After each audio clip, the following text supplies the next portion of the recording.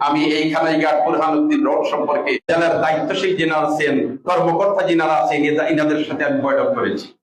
আমি বলেছি আমরা রাস্তা হতে যাচ্ছে, হয়ে যাবে এরকম আর শুনতে চাই না। আমরা বাস্তবে দেখতে চাই যে অনতিবিলম্বে কিভাবে রাস্তাগুলো সংস্কার করা যায়, চলাচলের উপযোগী করা যায়।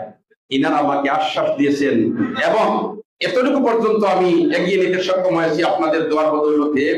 ইনারা এই সপ্তাহের ভিতরে এই সার্ভে শেষ করিয়া তারা মেজারমেন্ট করিয়া কর্তৃপক্ষের কাছে পৌঁছাবে।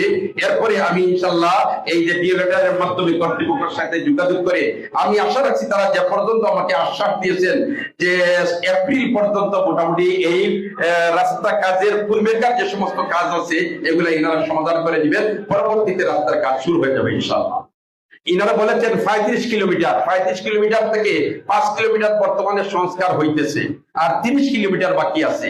আমি স্থানীয় ইঞ্জিনিয়ার যিনি আছেন ইনার সাথে যোগাযোগ করে বলেছি আপনি খুব ত্বরিত গতিতে ফাইলটা রেডি করেন, আপনি এই ফাইলটা রেডি করে ত্বরিত গতিতে আপনি দিন। উনি আমাকে বলেছেন 3 ধাপে এই 3-4 দিনের ভিতরে উনি ফাইলটা দিয়ে দিবেন। আগামী অধিবেশনে আমি যাব। আমি বলেছি অধিবেশনে যাওয়ার আগে যদি ফাইলটা আপনি রেডি করে দিয়ে দেন তাহলে আমি অধিবেশনে যাওয়ার পরে দায়িত্বশীল যিনারা আছেন, মন্ত্রণালয়ের যিনারা আছেন, ওনাদের সাথে আমি যোগাযোগ করে কিভাবে খুব দ্রুত